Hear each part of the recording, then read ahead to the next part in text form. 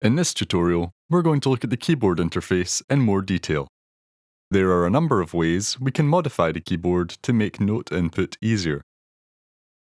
For instance, by pressing this control, we can change the display to show two keyboards. We can alter the playable range by pressing the glissando button and switching to scroll mode. Now, by pressing our finger down on the key and pulling horizontally, we can adjust the range of notes we have access to. We can also increase and decrease the size of the keys to make them easier to play, using the same control. We can alter the notes of the keyboard to represent a particular scale. Select a scale from the list which best fits the song you wish to compose. This means that no matter what notes are played, musicality will be maintained. Let's look at the controls on the left side of the screen.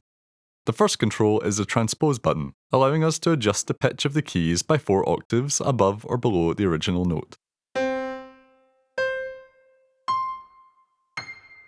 We can add sustain to individual notes by holding down the sustain button whilst playing. We can also add sustain to all notes by dragging the control to the right.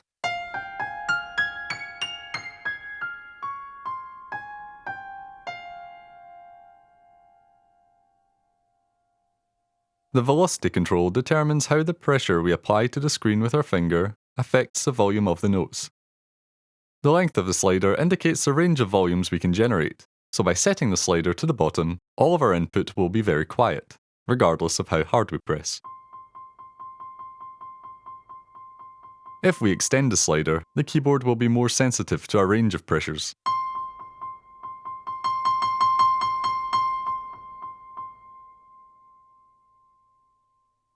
The instrument itself can be changed by pressing the central image and selecting a new instrument. There are 6 categories and 80 instruments to choose from. Each instrument also comes with its own unique controls. For instance, you can shape the sound of the organ by using the drawbars.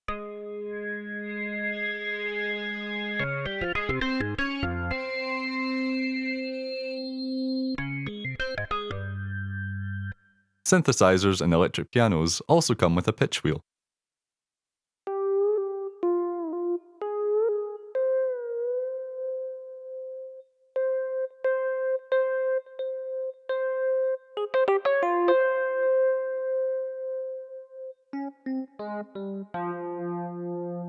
While a number of options are provided for us to make note input easier, the fact remains that the touchscreen is not the most intuitive way to play and record music.